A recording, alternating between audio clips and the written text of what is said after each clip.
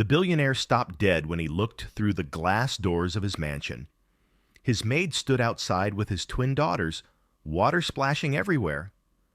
And for the first time since they were born, the girls were laughing. Calloway Hartman had almost forgotten what that sound was. His daughters hadn't smiled since birth, not when they opened their eyes, not when nurses tried, not even when he held them for the first time. Their mother died hours after delivering them, and everyone said the twins were fine, but they weren't. They cried without tears. They stared without seeing. It was like grief had claimed them before life ever could. The best nannies in California cycled through. Child psychologists visited. Nothing changed until Niall Brooks walked in. She wasn't supposed to be anything special, just another hire who'd probably quit within the week. But what she did with a garden hose, a basin of water, and a whispered prayer would prove that sometimes healing doesn't come from the world's best experts. Sometimes it comes from the quietest heart in the room. Niall Brooks stood in the cramped bathroom of her studio apartment in East Oakland, steam rising from the shower she couldn't quite afford to keep running. She was 26, but carried herself like someone who'd already lived 2 lifetimes. The mirror was fogged, which was fine. She didn't need to see her face to know what it looked like. Tired, hopeful, trying. From the other room, her younger sister Kendra's voice cut through the morning quiet. "You gonna be late if you keep staring at that wall." Niall smiled. Kendra always knew. She had been working doubles at a senior care facility in Berkeley for 18 months, wiping counters, changing sheets, holding the hands of people whose families had stopped visiting. The work was hard. The pay was harder. But something about sitting with the elderly, listening to their stories, teaching her patience in a way nothing else could, had taught her that presence mattered more than perfection. Her phone buzzed on the countertop. Unknown number. Niall's stomach tightened. She'd applied to so many positions, she'd stopped keeping track. "Hello? Is this Miss Niall Brooks?" The voice was crisp, professional, distant. "Yes, this is she." "This is Elena Marsh, calling from Hartman Estate Services. You applied for a live-in childcare position 3 weeks ago." Niall's breath caught. She remembered that application. Barely. It had been late at night, one of those moments when hope felt reckless. "You've been selected for an interview. The position is in Malibu. Full-time care for Mr. Hartman's twin daughters, Aria and Lennox. Room and board included. Salary is competitive. Can you be available tomorrow morning at 9? Neil gripped the counter. Yes, I can." The woman rattled off an address on Pacific Coast Highway. Neil didn't write it down. She didn't need to. That address was already burning itself into her mind. When the call ended, she stood there, phone still pressed to her ear, staring at nothing. "Kendra," she said quietly, stepping into the tiny living room they shared. Her sister looked up from the couch, textbook balanced on her knees. "What happened?" "I got an interview in Malibu." Kendra's eyes went wide. "Malibu? Like Billionaire Malibu?" Nellie nodded, still processing.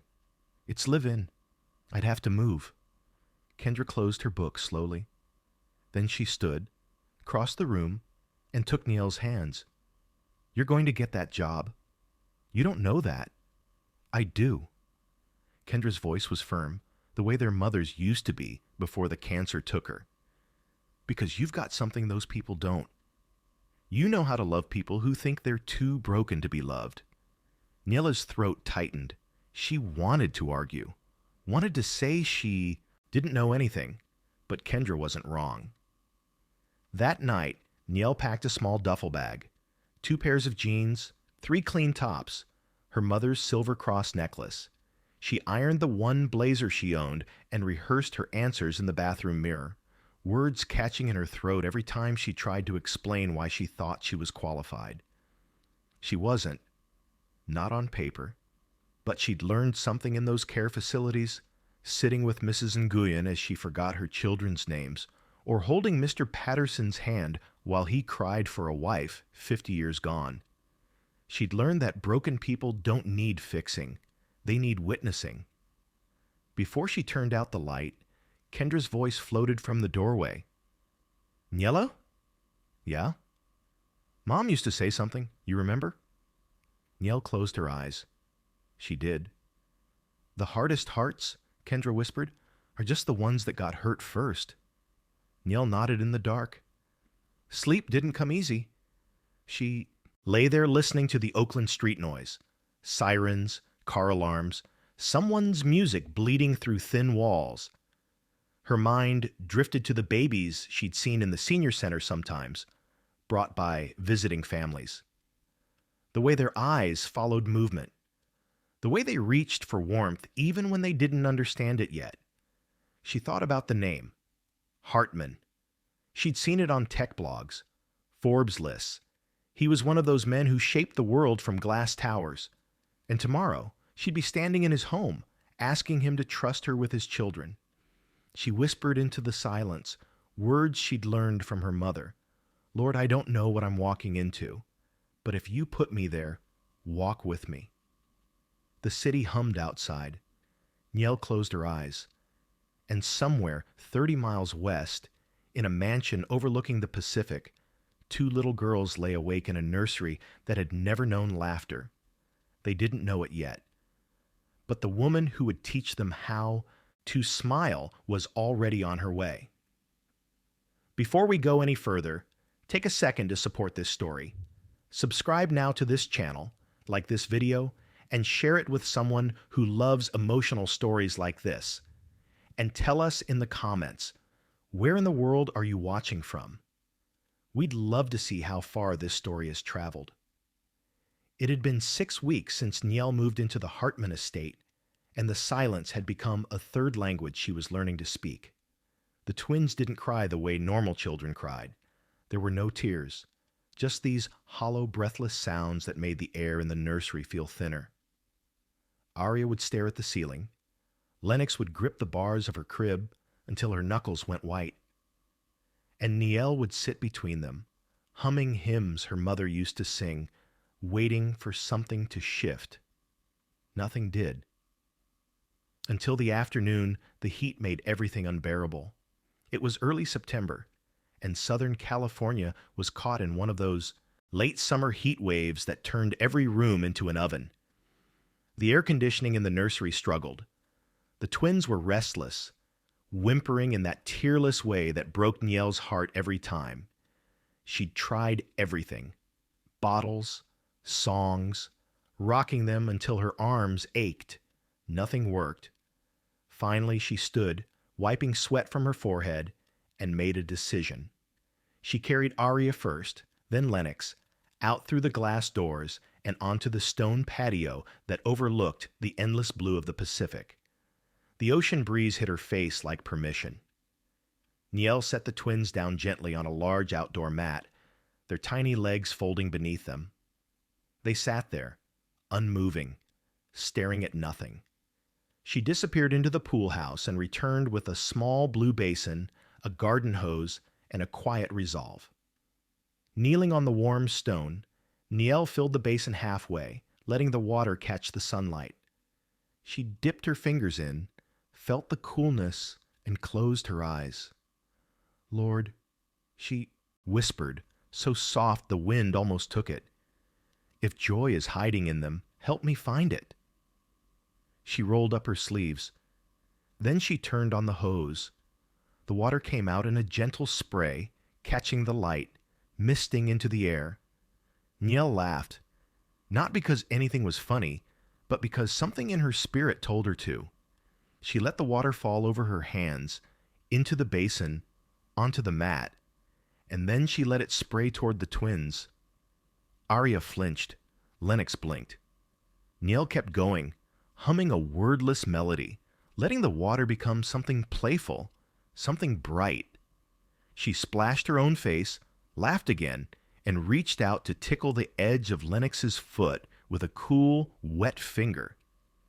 Lennox's mouth opened, not in a cry, in something else. And then it happened. Arya squealed. Not a whimper, not a gasp. A full-bodied, high-pitched squeal of surprise and delight. Niel froze, heart hammering. Lennox's face crinkled, her mouth stretched wide. And then, God, then, she laughed. A real laugh. Bright, clear, unbroken. Niel's hands started shaking. She dropped the hose, water pooling around her knees, and covered her mouth. Tears came fast, blurring her vision, but she didn't stop. She splashed again. The twins squealed louder. Arya kicked her legs. Lennox reached for the water, fingers grasping at light. They were laughing. They were alive. Niel didn't hear the car pull into the driveway. Didn't hear the glass door slide open behind her. But Calloway Hartman heard everything. He'd left the office early. Something he never did. A board meeting had been postponed, and for once he didn't fight the urge to go home. He didn't know why. Just a pull. A whisper in his chest that said, "Go." He stepped through the doors, expecting the usual quiet. Instead, he heard laughter. His daughter's laughter. Calloway's legs stopped working. His briefcase slipped from his fingers, landing on the marble with a dull thud he didn't register. He stood there, frozen, staring through the glass at a scene his mind couldn't process. Niella, soaked through her uniform, laughing like she'd found something sacred. Arya and Lennox, sitting in a pool of water and sunlight, their faces lit with something he hadn't seen since the day they were born. Joy. His breath left him all at once. He remembered his wife, the way she laughed on their honeymoon in Santorini, head thrown back, completely unguarded. The way she used to hum in the kitchen, terrible off-key melodies that made him smile despite himself. He hadn't heard laughter in this house since the day she died. And now, God, now it was everywhere. His vision blurred, his chest heaved. He took a step back, suddenly terrified that if he moved closer, it would stop, that he'd wake up and find it had all been some cruel trick of exhaustion. Niel still hadn't seen him.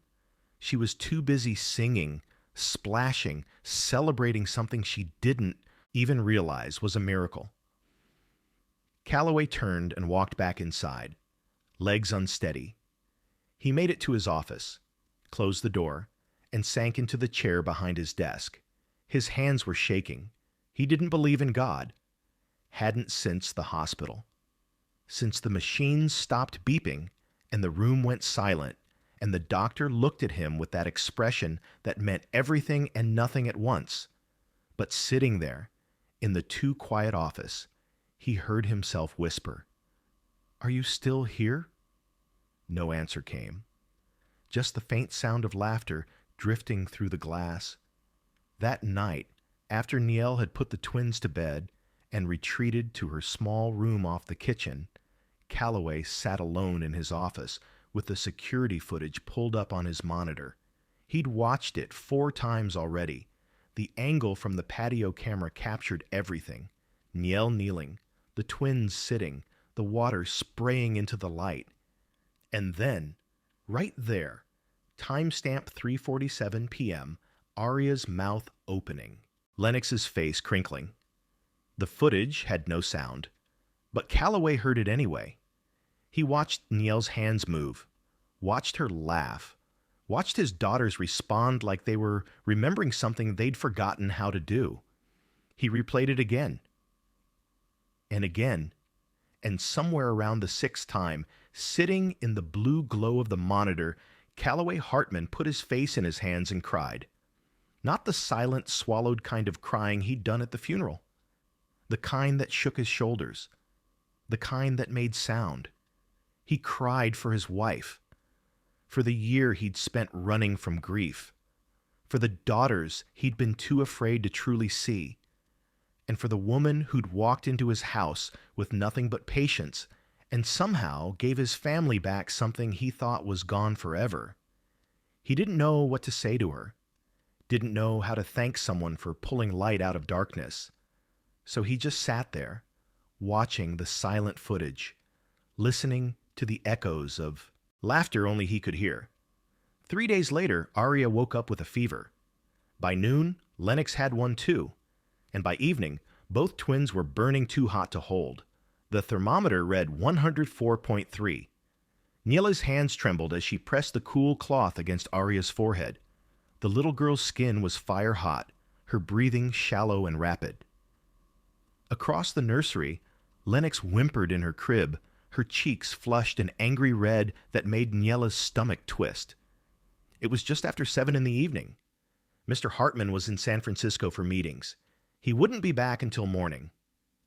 Elena, the house manager, stood in the doorway, phone pressed to her ear, her face tight with worry.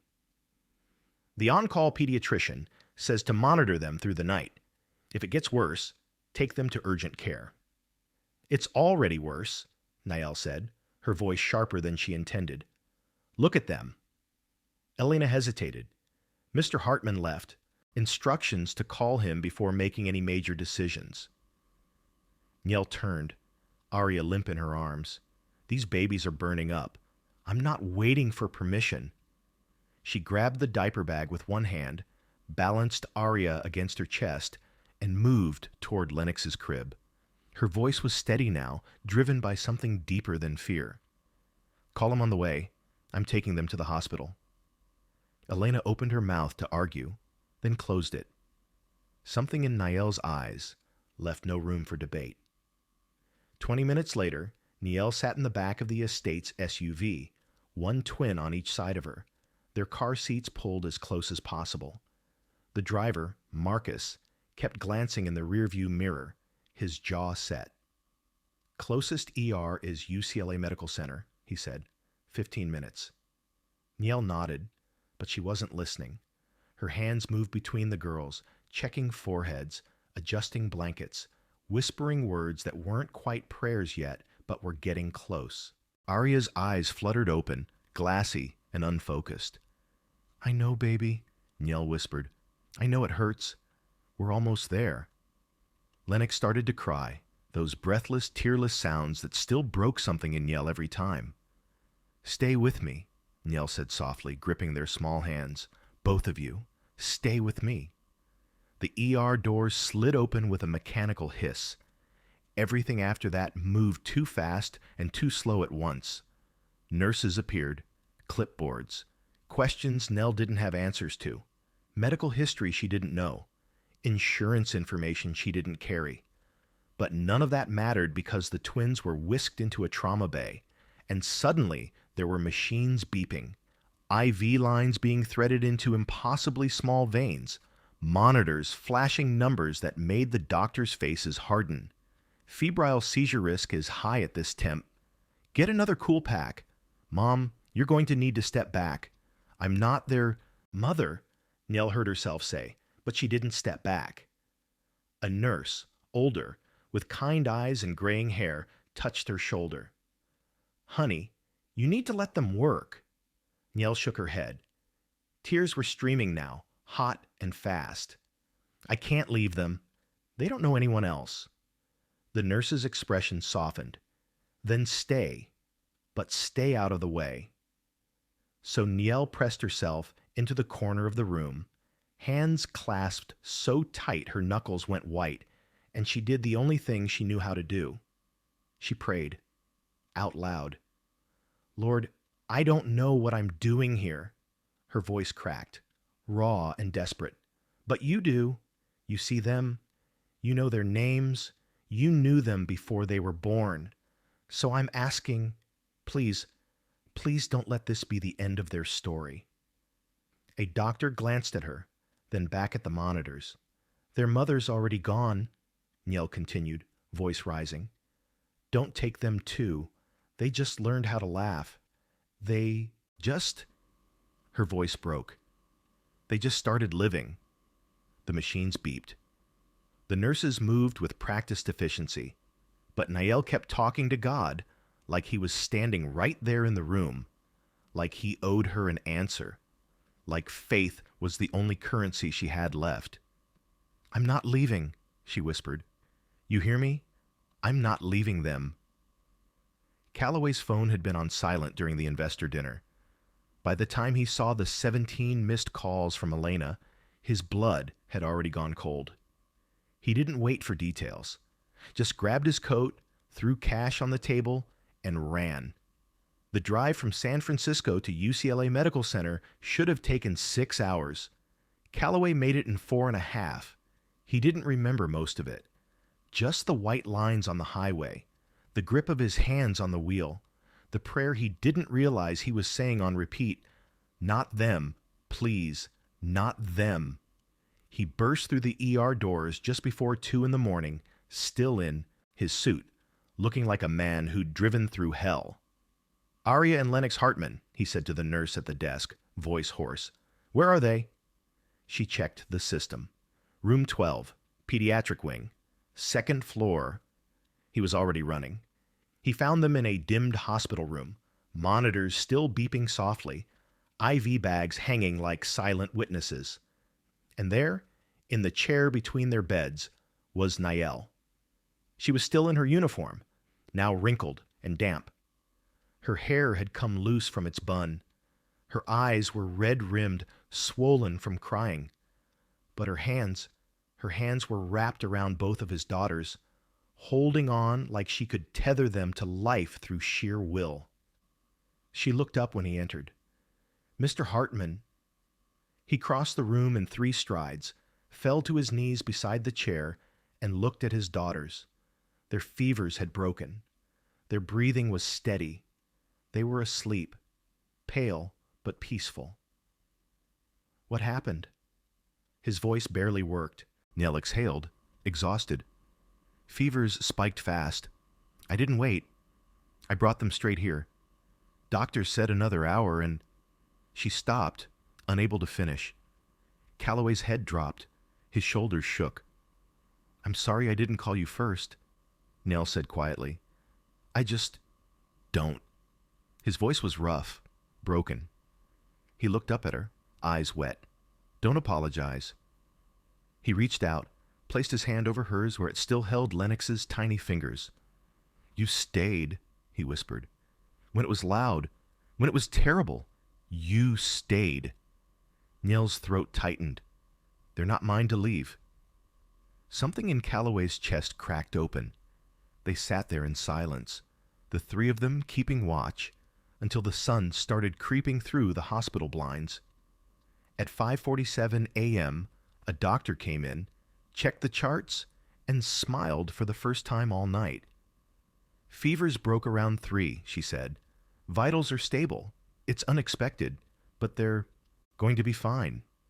Calloway closed his eyes. "Unexpected." The doctor nodded and left.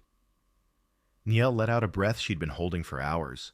She started to stand, legs stiff, but Calloway's voice stopped her. "Niall." She turned. He was still on his knees, looking at her like she was someone he was seeing for the first time. "Teach me," he said, voice raw and honest. "Teach me how to be their father." Niall stared at him. This man who had everything except the one thing that mattered. And quietly, she nodded. "Okay." The morning after they brought the twins home from the hospital, Calloway stood in the nursery doorway and realized he didn't know how to hold his own daughters. He'd held them before, of course, at the hospital when they were born, at the funeral, stiff and terrified. A handful of times since, always with a nanny hovering nearby, ready to take over the moment things got difficult. But he'd never really held them. Not the way Nell did, with confidence, with ease, like their small bodies were made to fit against hers. "You're thinking too much," Niall said softly from the rocking chair, Aria asleep in her arms. Calloway looked up, caught. "I don't want to do it wrong." "You won't." She stood slowly, crossed the room, and gently transferred Aria into his arms. "Support her head. Let her weight settle against your chest. That's it." Aria stirred, made a soft sound, then relaxed into him. Calloway's breath caught. She was so small, so warm, so alive. "Now just breathe," Niall said. "She'll follow your rhythm." He did. And after a moment, Aria's breathing synced with his, her little hand curling into his shirt. Something in Calloway's chest broke open. Over the next few weeks, the house began to change. Calloway started coming home earlier. Instead of disappearing into his office, he'd find Niall in the nursery and ask what he could do. She taught him how to warm bottles to the right temperature, how to burp the twins without making them spit up, how to read the difference between a tired cry and a hungry one. He learned to sit on the floor during tummy time, making ridiculous faces until Lennox smiled. He learned that Aria liked to be rocked side to side, while Lennox preferred gentle bouncing. He learned that sometimes the best thing he could do was just be present, even when he didn't have answers. Elena noticed first. "Mr. Hartman's different," she told Marcus one afternoon, watching through the window as Calloway sat on the patio with the twins, Niall beside him, all of them bathed in golden afternoon light. Marcus nodded. "House feels different too." He was right. The mansion had always been beautiful, but it had felt like a museum, immaculate, untouchable, silent. Now there were bottles drying on the counter, soft lullabies drifting through hallways, laughter echoing off glass walls. The twins smiled more, not just occasionally, but daily. Arya started reaching for her father when he entered the room. Lennox would kick her legs excitedly when she heard his voice. And Calloway, the man who'd built empires on logic and control, learned to pray. It started one evening when the twins wouldn't settle. Niall was trying everything, and Calloway stood there, helpless, frustrated. "I don't know what to do," he admitted, voice tight. Niall looked at him, exhausted but gentle. "Then let's ask someone who does." She closed her eyes, and right there in the nursery, she prayed. Simple, honest, no fancy words, just a conversation with God like he was standing right there with them. When she finished, Calloway was staring at her. "Does that actually work?" he asked. "Every time," she said. "Not always the way I expect, but it works." That night, alone in his room, Calloway tried it himself. It felt awkward, at first, speaking into empty air, but he kept going. "I don't know if you're listening," he whispered. "I don't even know if I believe you're there. But if you are, thank you. For them, for her, for this second chance I don't deserve." The house stayed quiet, but something in Calloway settled. One night, after the twins were asleep, Calloway found Niall on the patio, looking out at the ocean. "Can I join you?" he asked. She nodded, and he sat beside her in the cool evening air. They were quiet for a while. Then Calloway spoke. Her name was Isabel. His voice was soft, careful, like he was handling something fragile. "My wife." Everyone called her Belle. Niall didn't respond, just listened. "She wanted kids so badly," he continued. "We tried for 3 years. When she got pregnant with the twins, she was so happy. She used to talk to them every night, tell them stories, sing to them, even though she couldn't carry a tune." His voice broke. The delivery was complicated. Something went wrong. They said she started hemorrhaging, and they couldn't stop it. I had to choose, save her or save the babies. He stopped, swallowed hard. She'd already chosen. She made me promise months before, if it came to that, to choose them. Tears slipped down his face. I've hated myself for keeping that promise, and I've hated myself for resenting them because of it. I couldn't look at my daughters without seeing what I lost. Niall reached over, covered his hand with hers. "You didn't lose her, Mr. Hartman," she said quietly. "You honored her. She's in them, in their eyes, in their laughs, in every moment they smile. She's still here, just different." Calloway turned to her, broken and desperate. "How do I stop running from the pain?" "You don't," Niall said. "You walk through it. You let it change you. You let it make you softer instead of harder. She paused. Healing doesn't erase what you lost. It redeems it. Something shifted in Calloway then. Not all at once, but enough. He started talking about Belle, not with guilt, but with gratitude. He put pictures of her back up in the house. He told the twins stories about their mother, even though they were too young to understand. And slowly, the grief that had been suffocating him became something he could carry. The bond between Calloway and Niall deepened in ways neither of them expected. They prayed together before meals. They laughed over the chaos of diaper blowouts and sleepless nights. They shared the weight of raising two little girls who'd been born into loss but were learning to live in light. One evening, as Calloway watched Niall singing to the twins, it hit him. She wasn't just their caregiver. She was family. 3 months after the hospital, Calloway stood in the nursery at sunset, watching the twins sleep. Their breathing was soft and steady. Their faces, peaceful. Small smiles lingered on their lips, even in sleep. Niall appeared beside him. "They're dreaming," she whispered. "About what?" he asked. "Joy," she said simply. "They're remembering what it feels like." Calloway looked at her. This woman who'd walked into his broken house and refused to let it stay that way. "You didn't replace her," he said quietly, "but you gave us back what we thought we'd lost." Niall's eyes filled. "I didn't do that. God did." "Then he used you," Calloway said, "and I'll spend the rest of my life being grateful he did." They stood there in the quiet, the twins sleeping peacefully between them. The house wasn't silent anymore. It was full of laughter, of hope, of a family learning to heal together. And somewhere beyond the glass walls, beyond the endless ocean, Calloway whispered the truth he was finally ready to believe. God didn't change the past. He healed the future. If this story touched your heart, share it with someone who needs to hear that healing is still possible. That broken things can be made whole. That sometimes the people we least expect carry the answers we've been praying for. Drop a comment below and tell us, what's one moment in your life where unexpected help came when you needed it most? And remember, faith doesn't always shout.